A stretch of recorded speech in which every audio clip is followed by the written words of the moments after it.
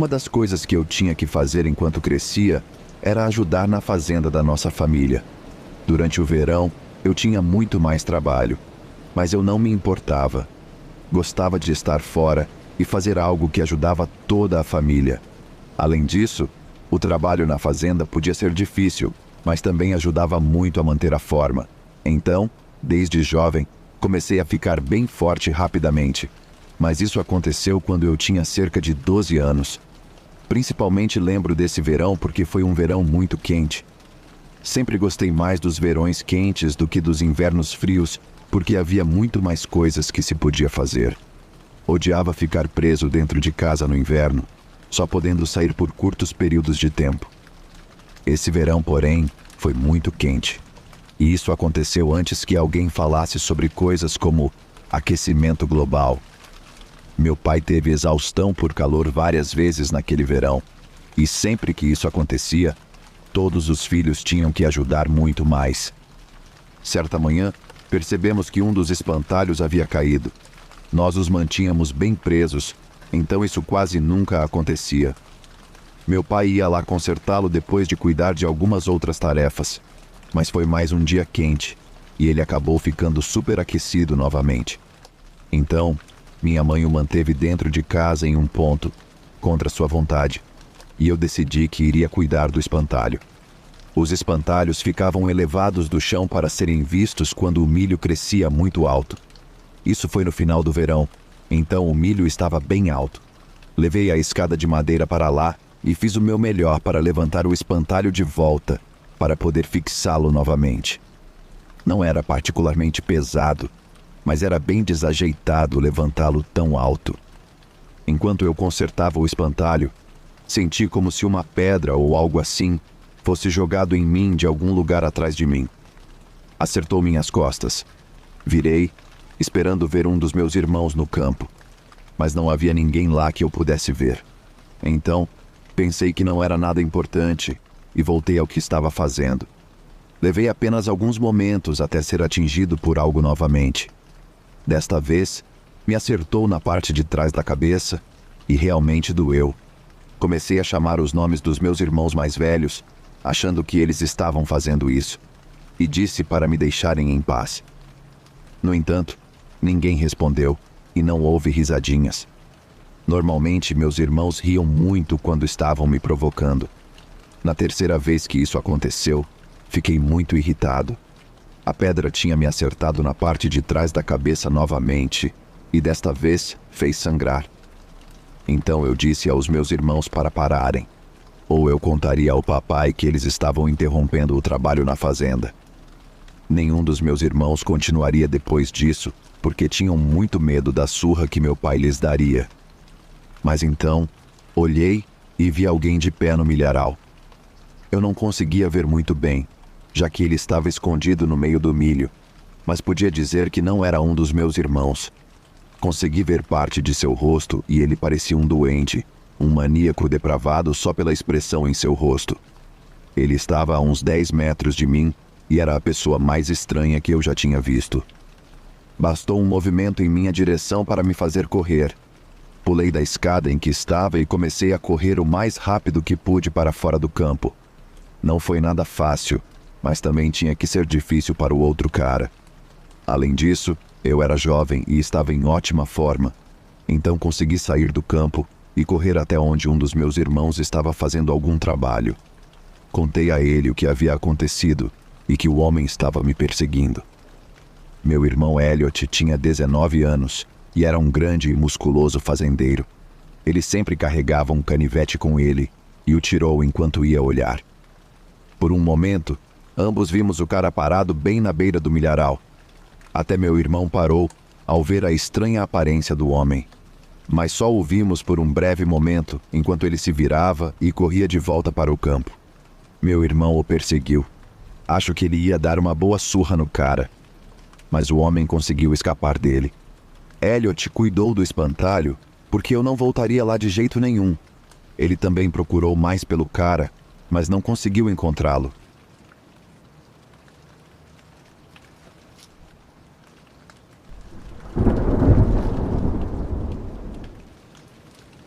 Muitos anos atrás, um amigo e eu estávamos fazendo uma viagem de moto através do país. Era a maneira que mais gostávamos de viajar, mas tinha seus inconvenientes. Um deles era que era extremamente desconfortável dirigir na chuva. Às vezes, a chuva das tempestades nos atingia com tanta força que parecia facas acertando o corpo. Nesse dia, estávamos tentando percorrer muitos quilômetros. Porém, o céu estava coberto de nuvens negras e verdes ao meio-dia. Quase parecia noite, mas ainda não tinha começado a chover. Então, decidimos tentar percorrer o máximo de distância possível antes que começasse a chover. Como estávamos nos movendo na mesma direção que a tempestade, conseguimos ir bastante longe naquele dia. Dirigimos até mesmo por um tempo depois que começou a chover. No entanto, inevitavelmente, ficou muito perigoso para continuar. Saímos na primeira saída e encontramos um motel. Não havia muito mais naquela saída, e o motel parecia bem decadente. Mas era barato, e na situação em que estávamos, não podíamos ser exigentes. Havia um restaurante de fast food do outro lado da rua. Depois de pegar a chave do quarto, fui buscar comida enquanto meu amigo foi para o quarto. Ele tinha dirigido o caminho todo. Então eu queria contribuir de alguma forma. No restaurante não havia muitas pessoas, mas havia um cara que ficava me observando desde o momento em que entrei. Ele me deu um sorriso grande e assustador e eu retribuí com um sorriso educado. Mas ele não parava de me observar o tempo todo que eu estava lá. Ele até veio em um momento e perguntou se poderia me pagar um café, mas recusei da forma mais educada que pude e deixei claro que estava com pressa para voltar ao meu quarto de motel. Quando saí, ele me seguiu para fora do restaurante e ficou me observando enquanto eu atravessava a rua de volta para o motel. Eu podia sentir seus olhos em mim a cada passo, e até olhei para trás quando estava destrancando a porta do meu quarto. Ele ainda estava parado do lado de fora do lugar, me observando. Me senti muito melhor quando entrei no quarto. Naquele momento, já era noite, mas tinha estado escuro o tempo todo. Meu amigo estava exausto e decidiu dormir. Então, eu assisti um pouco de televisão no escuro porque ainda estava acordada. Um tempo depois, ouvi um barulho. No começo, não tinha certeza do que era, mas percebi que vinha da porta. Esse era um motel antigo e tinha maçanetas comuns na porta do quarto. Parecia que alguém estava tentando girar a maçaneta do lado de fora.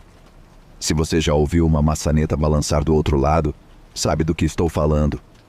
Eu não me movi nem acordei meu amigo. Apenas esperei para ver o que acontecia.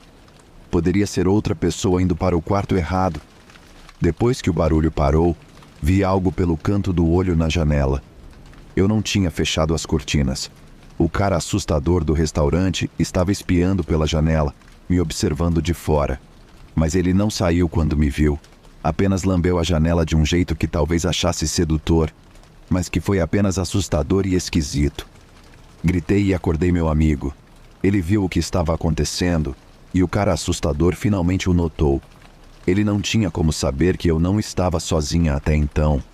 Mas quando viu o tamanho do meu amigo, obviamente ficou assustado e fugiu. Meu amigo, irritado, correu para a porta, abriu e gritou com o cara, mas não o perseguiu nem nada. Eu não entendo algumas pessoas e como elas acham que um comportamento assustador é de alguma forma atraente para as mulheres.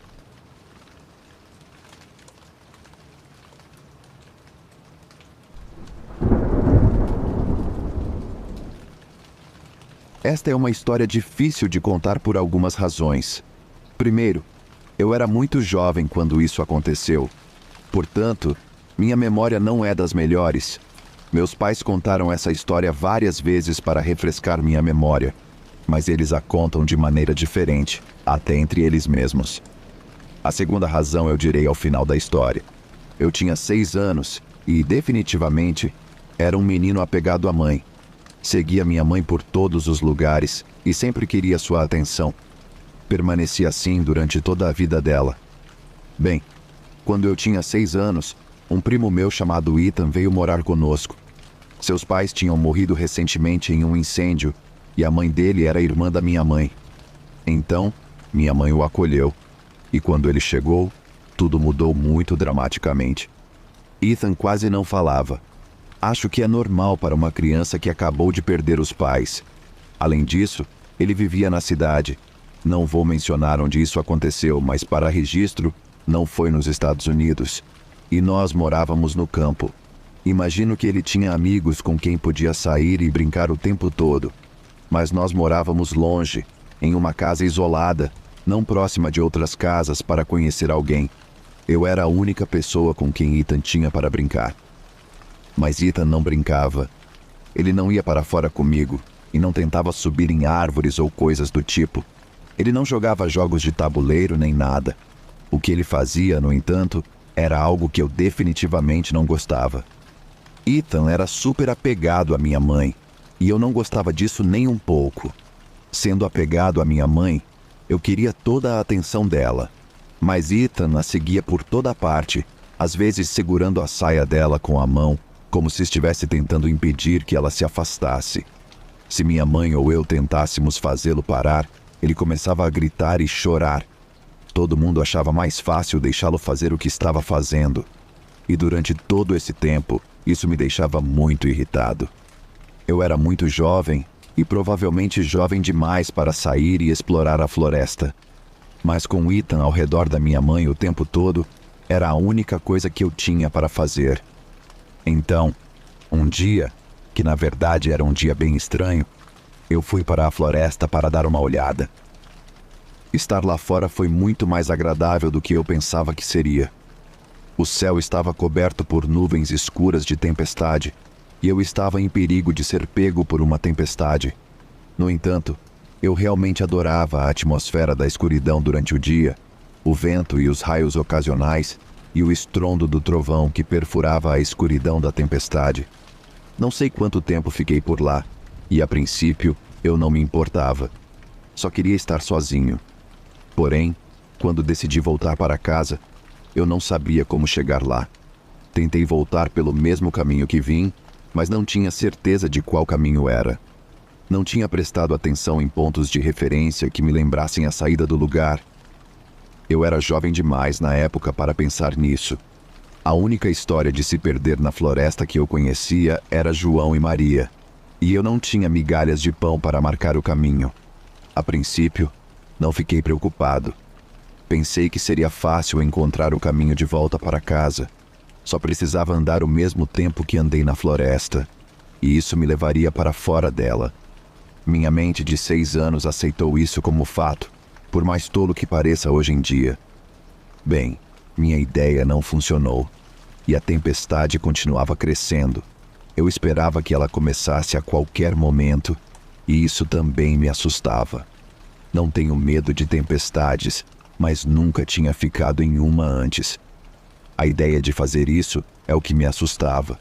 Felizmente, apesar de parecer que a tempestade começaria a qualquer momento, não começou a chover. Por isso, fiquei muito grato. Continuei pensando que me perderia ainda mais a cada minuto e que nunca encontraria o caminho de volta para casa. Pensei em linces e coiotes, animais que sabíamos que estavam na área, e a ideia me assustou muito. Mesmo se os animais não me pegassem de imediato, eu não tinha comida. Uma vez encontrei um riacho e bebi um pouco de água, mas isso era tudo o que havia. Minha jovem mente estava convencida de que eu definitivamente morreria ali. Então vi algo à distância. Era fumaça. Imediatamente pensei que alguém, possivelmente até meu pai, tivesse feito uma fogueira. Mesmo que não fosse meu pai, poderia ser alguém que me levaria de volta à minha família. Então caminhei em direção à fumaça. Estava muito menos assustado do que antes. Sabia que sairia da floresta e que tudo ficaria bem. Até lembro de sorrir e correr um pouco em direção à fumaça. Quando me aproximei, percebi que a fumaça definitivamente vinha do meu quintal. Pensei que talvez meus pais estivessem preocupados por eu ter me perdido na floresta e fizeram a fumaça como um sinal para me ajudar a encontrar o caminho de casa. Fiquei feliz e corri o resto do caminho de volta para o quintal da minha casa. Meu coração caiu, porém, quando me aproximei o suficiente para ver o que estava acontecendo. Ninguém tinha feito uma fogueira para me ajudar a encontrar o caminho de casa. A casa onde eu vivi toda a minha vida estava em chamas. E não era um incêndio pequeno. A casa inteira estava completamente envolta em chamas. Parei na floresta, olhando para a cena mais horrível que eu já tinha visto na vida. Não sabia o que pensar até ver minha família parada no quintal. Meus pais estavam lá, e Ethan estava ao lado da minha mãe, como sempre. Corri para fora da floresta diretamente em direção aos meus pais. Minha mãe me agarrou e me abraçou. Ela não sabia que eu tinha saído para a floresta e achava que eu estava escondido em algum lugar da casa. Pensava que eu poderia estar morto e estava absolutamente aterrorizada até me ver saindo da floresta. Os bombeiros chegaram, mas não adiantava muito. Não havia muito que pudessem fazer, já que não havia hidrantes no campo. O caminhão tinha um tanque de água, se me lembro bem. Mas isso não impediu nossa casa de queimar até os alicerces. O relato oficial era que a casa pegou fogo por acidente. No entanto, mesmo com 6 anos de idade, eu não aceitava isso. Parecia muito estranho para mim. Os pais de Ethan morreram em um incêndio. Menos de 3 meses depois que ele veio morar conosco, nossa casa pegou fogo, mas ninguém morreu. Para mim, parecia uma coincidência estranha demais. Sim, eu acho que Ethan queimou sua casa e matou seus pais. Acho que ele incendiou nossa casa e talvez tenha tentado nos matar. Mas guardei esse pensamento para mim por muitos anos. Ethan está no espectro do autismo, o que acho que pode explicar o comportamento dele com minha mãe. Não acho que isso tenha algo a ver com ele incendiar casas, então, por favor, não pensem nisso. Acho que, separado do seu autismo, ele é apenas uma criança malvada. Minha avó o acolheu e, basicamente, o adotou depois disso. Só via Ethan quando íamos visitar minha avó materna. Fiquei feliz que ele tivesse ido embora. Nenhuma outra casa pegou fogo, então talvez eu estivesse errado sobre ele, mas não acho que esteja.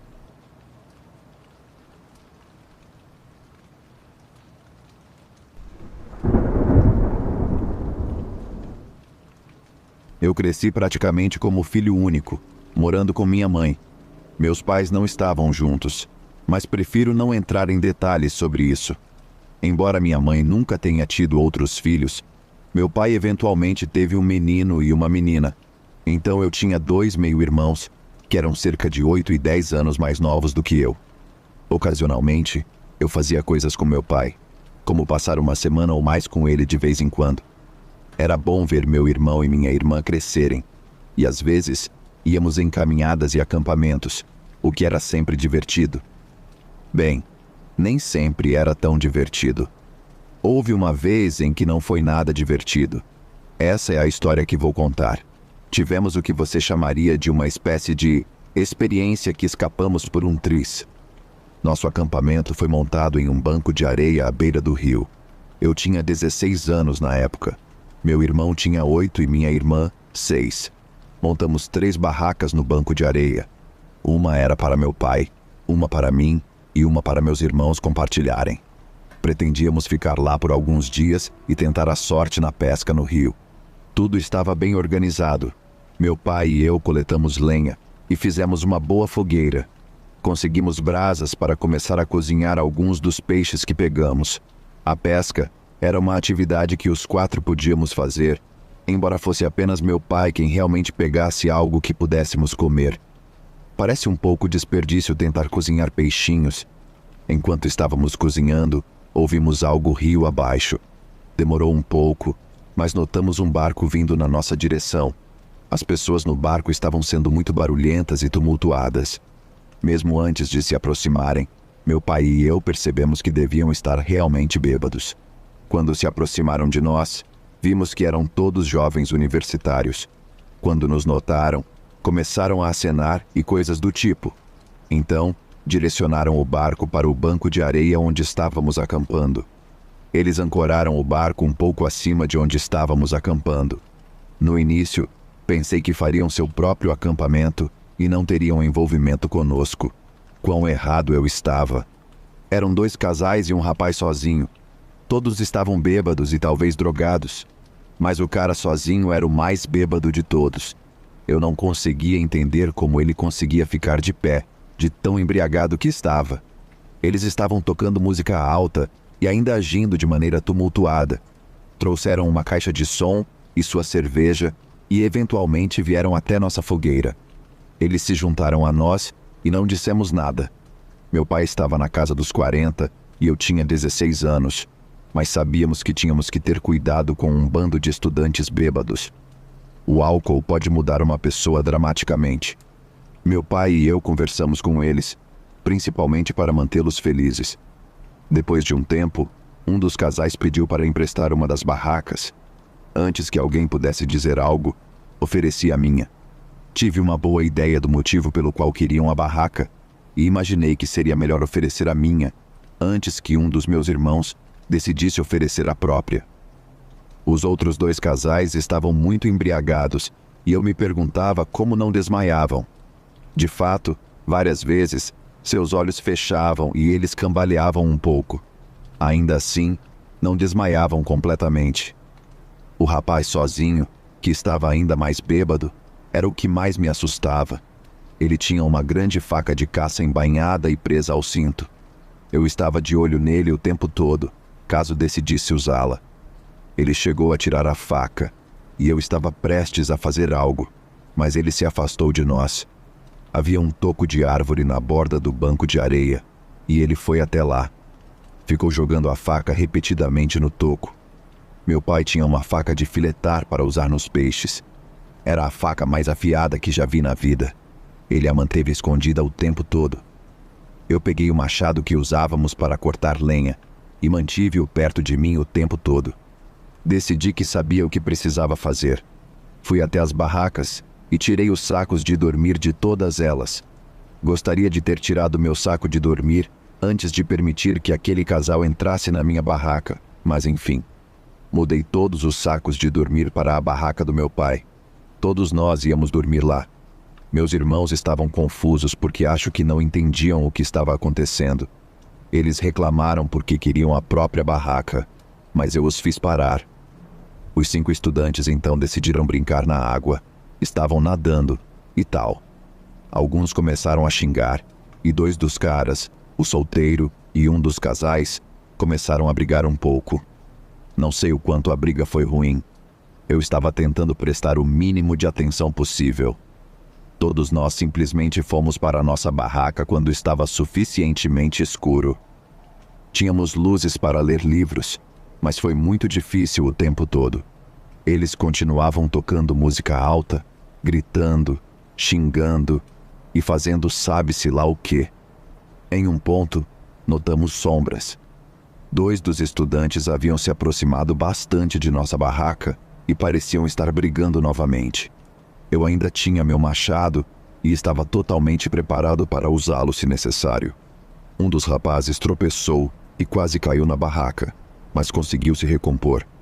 Meu irmão e minha irmã, de alguma forma, conseguiram adormecer, mas meu pai e eu ficamos acordados. Ouvimos durante horas enquanto eles festejavam, discutiam, xingavam e brigavam. Eventualmente, por volta das 4 da manhã, ouvi o barco ligando e os ouvidos enquanto se afastavam. Finalmente, consegui dormir um pouco. Quando acordamos de manhã, notamos que um de nossos coolers havia sido jogado na fogueira. As outras 2 barracas haviam sido pisoteadas e estavam amassadas. Felizmente, foi a única coisa que fizeram e nenhum de nós se machucou. Você nunca sabe o que as pessoas fazem quando estão alteradas. Não estou julgando, embora. Inferno, mais tarde na minha vida, festejei mais do que eles. E isso foi apenas alguns anos depois. Mas sei lá, aquela foi uma das noites mais assustadoras que já experimentei.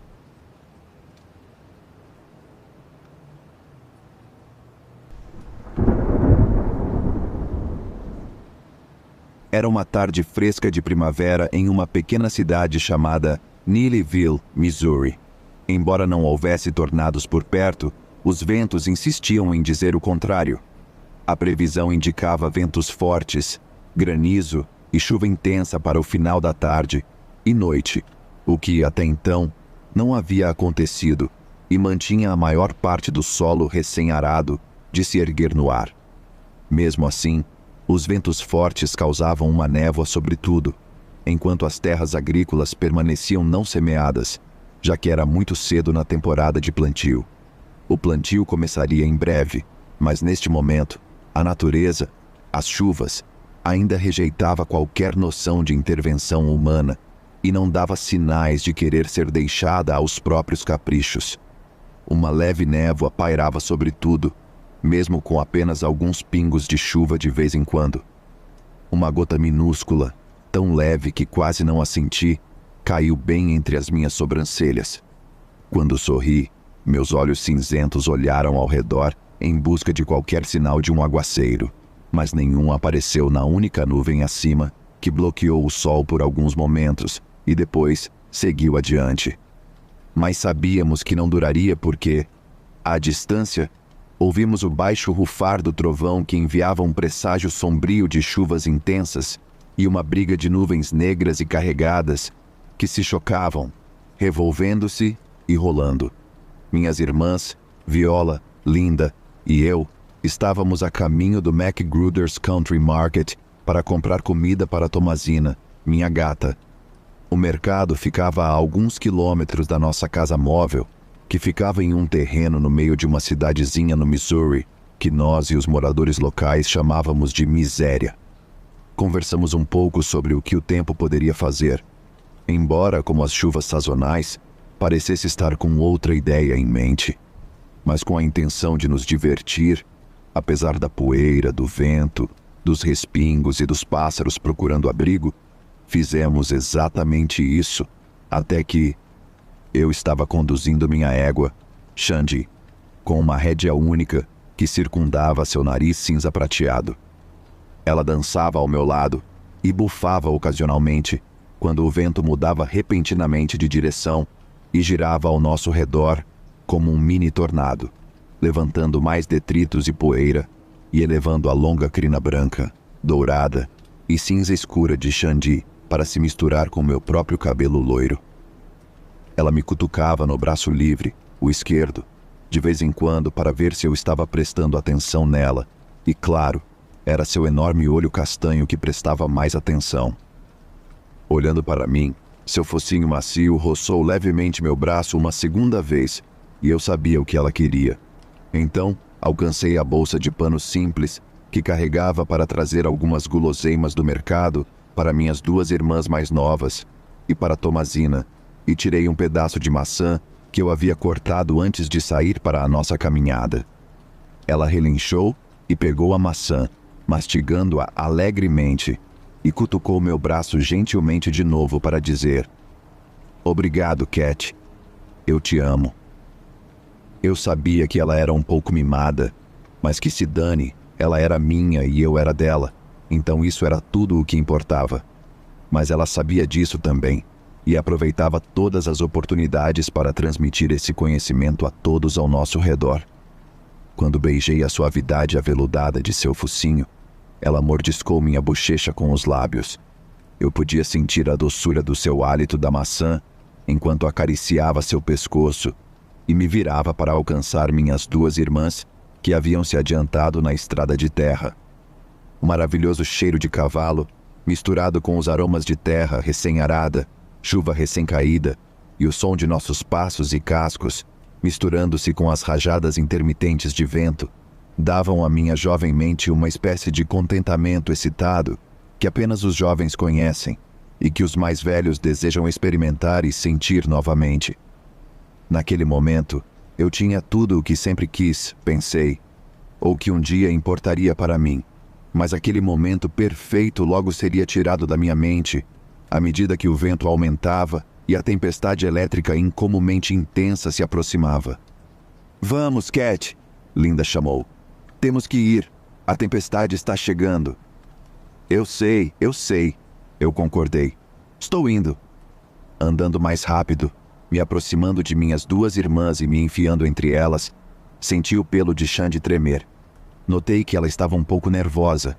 Quando o céu começou a escurecer, o vento aumentou ainda mais, soprando poeira ao nosso redor. Xande bufou e dançou mais para a esquerda, quase roçando minha irmã Viola.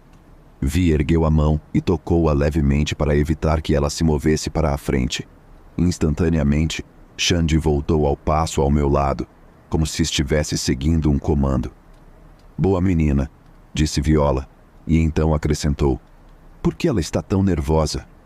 Não sei, talvez a tempestade, eu disse. Conhecendo Xande, seu comportamento parecia indicar que ela estava percebendo algo que o resto de nós não conseguia. E mais uma vez, ela se aproximou de Vi à minha esquerda, afastando-se do campo à direita. De repente, como se uma voz chamasse nossos nomes, inclusive o dela, Xande virou a cabeça em uníssono com a nossa, e juntas esperávamos ver algum ser monstruoso à distância, logo acima do horizonte, em algum lugar no céu do sul.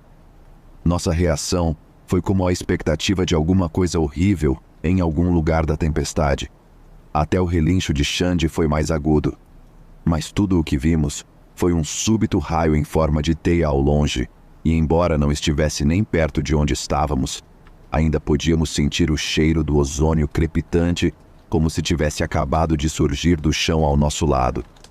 Um pouco assustada com a possibilidade de ser atingida por um raio, andamos mais rápido.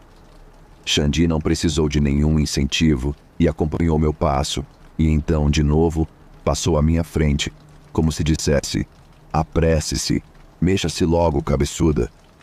Ela quase arrancou a rédea da minha mão, porque eu sempre a segurava frouxamente, nunca precisando controlá-la assim antes. Xande sempre parecia saber o que eu queria, e fazia isso com apenas uma palavra minha. Mas agora, ela estava na liderança, e não podia ser persuadida a desacelerar. Eu não podia culpá-la. Havia algo no ar que não nos agradava, e era mais do que apenas a tempestade. Linda parecia assustada também, enquanto olhava para mim e depois para o céu que escurecia. Estou com medo, Cat, ela disse, mas não com palavras. Ela disse apenas com o medo em seus olhos. Eu também lutava para me manter calma, mesmo que ela e Vi fossem mais velhas. Linda ficou ligeiramente debilitada mentalmente por um caso de escarlatina quando tinha 5 anos.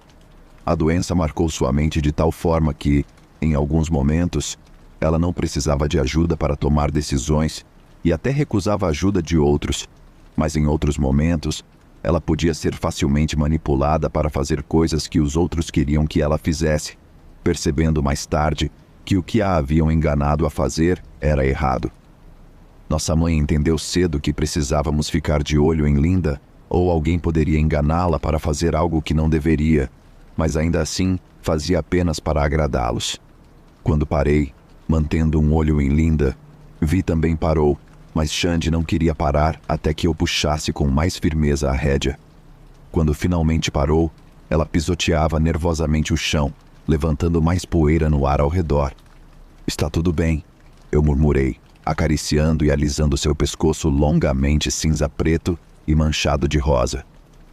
À medida que se acalmava, o forte cheiro de chuva entrou em nossas narinas. Juntas, respiramos fundo. Venha aqui, Linda. Imediatamente, ela apareceu ao meu lado. Não precisava ser chamada 2 vezes. Venha, suba na Xande. Ela ajudará a acalmá-las.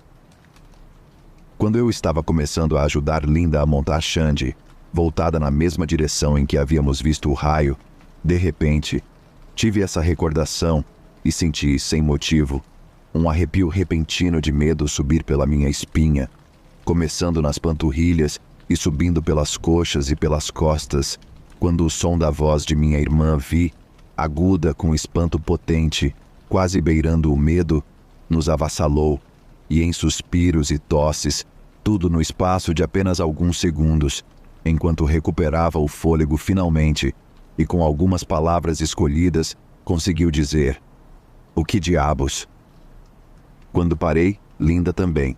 Eu, ela e Xande, todas nos viramos, e olhamos na mesma direção em que Viola estava olhando. Observei Vi por alguns segundos, e notei a expressão de medo e desespero em seu rosto, embora o resto dela fosse o habitual calmo que ela sempre tentava transmitir como irmã mais velha. Geralmente agia confiante e segura, mas desta vez, sua expressão era completamente diferente. Ao meu lado, ouvi o suspiro agudo de minha irmã Linda, enquanto Xandi se erguia pela metade, agindo como se quisesse correr, mas apesar do meu próprio pavor, eu a segurava firmemente no lugar com a mesma mão e a mesma rédea que agora estava emaranhada pelo vento, com sua longa crina prateada e negra.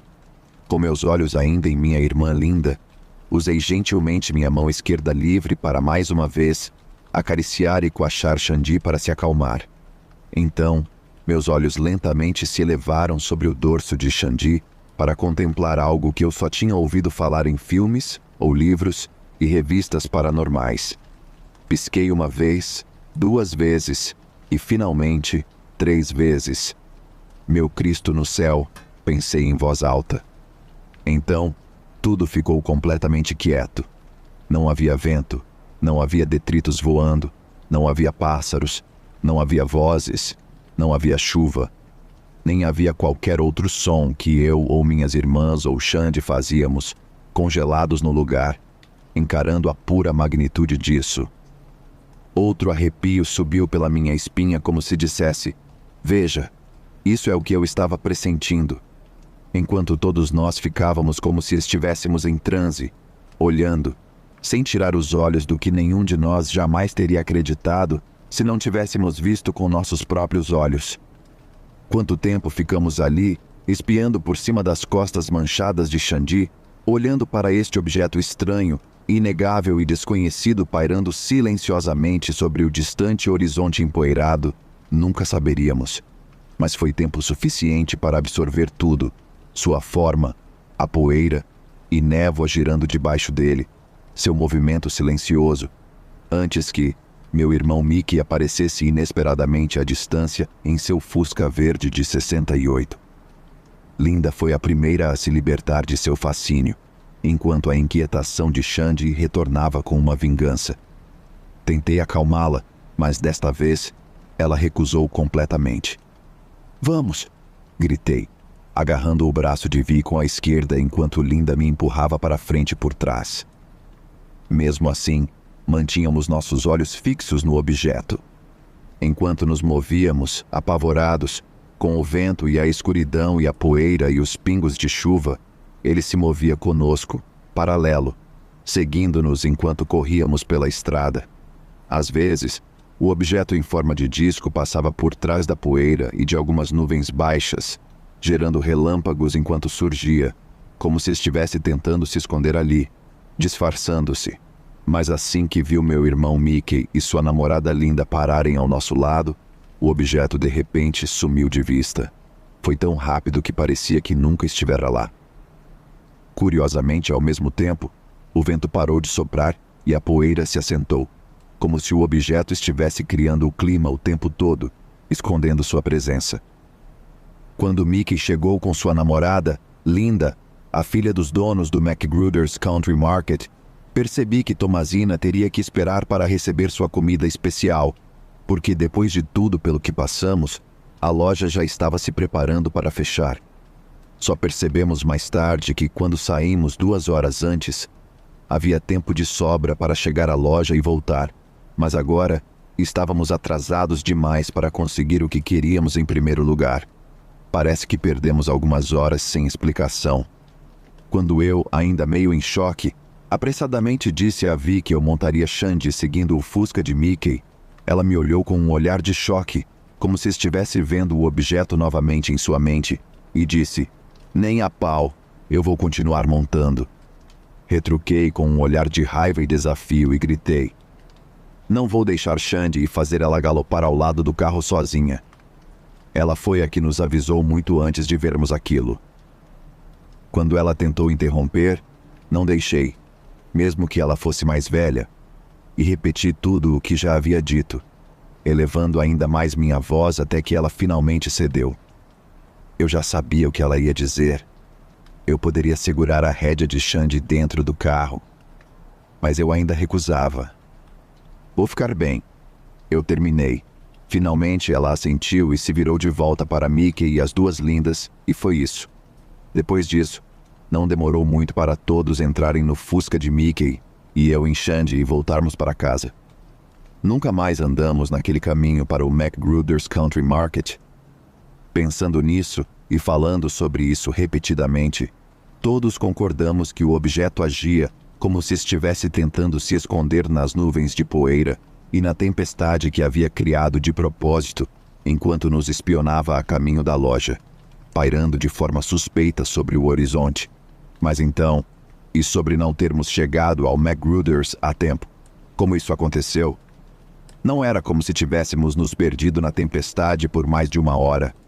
Nunca o vimos novamente, e nunca falamos muito sobre isso depois, porque não ter memória de onde estivemos todo aquele tempo era mais do que qualquer um de nós queria revisitar.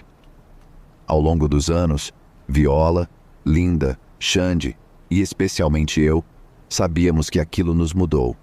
Não era apenas vê-lo que nos assustou ou amedrontou, ou seja lá o que for, mas saber que aquela coisa maldita nos seguiu foi a parte mais aterrorizante, e que se não fosse a chegada oportuna de Mickey, quem sabe o que poderia ter acontecido conosco ali no campo, na estrada, na tempestade, sozinhos.